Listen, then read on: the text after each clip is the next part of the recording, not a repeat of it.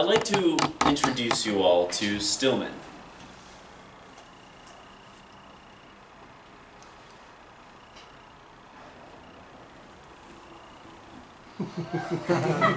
Hi, I'm Stillman. Oh boy, that hits a little too close to home. You see, my middle name is Stillman. I am Stillman. Mr. Toastmaster, fellow Toastmasters, and honored guests, my life began in a very interesting manner. I started in a conservative Christian family. Check. I grew up homeschooled all the way through high school. Check. I was obsessed with computers and programming. Check.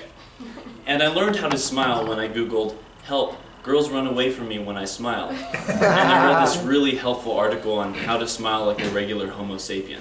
Check.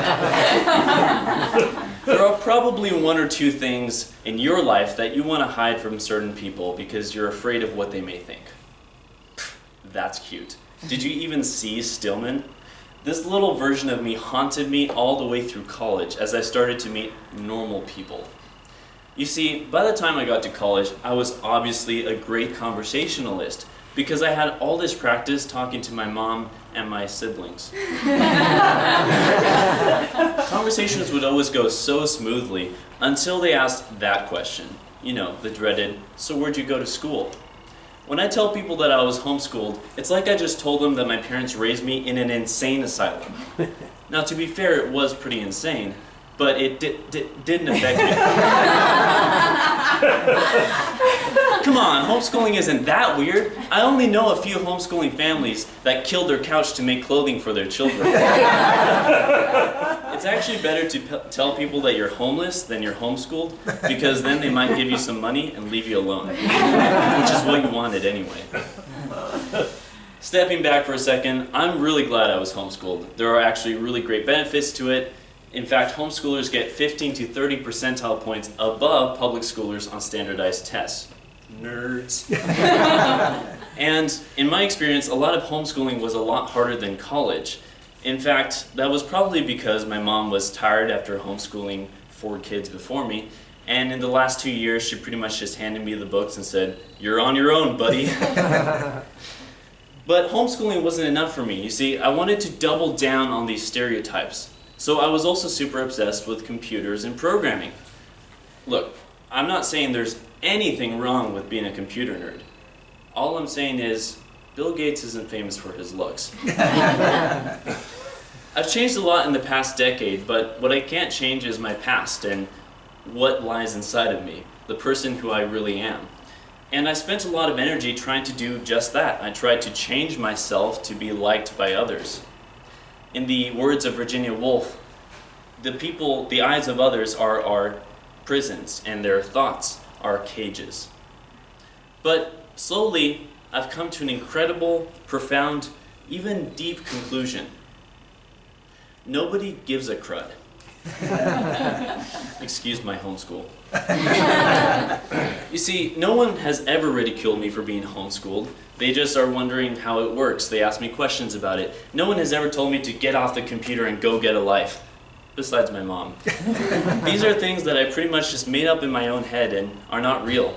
And if I did meet someone that didn't like me for these reasons, I probably wouldn't want to be around that kind of person anyway. There are probably one or two things that you can think of that you try to hide from certain people. Maybe you hide the fact that you go to Toastmasters from some people because you're afraid they may think that's weird. You are pretty weird, but it's nothing to be ashamed of. Maybe you were laid off from one of your first jobs and you don't want certain people to know because you're worried that they may find you incompetent. But that's nothing to be ashamed of. A lot of people go through that formative experience and learn from it. Maybe you don't want people to know that you're deep down inside a serial nose picker because you're afraid that they may judge you. And they would judge you, so please don't do that. Here's a rule of thumb, folks. People care a lot less about you than you care about you.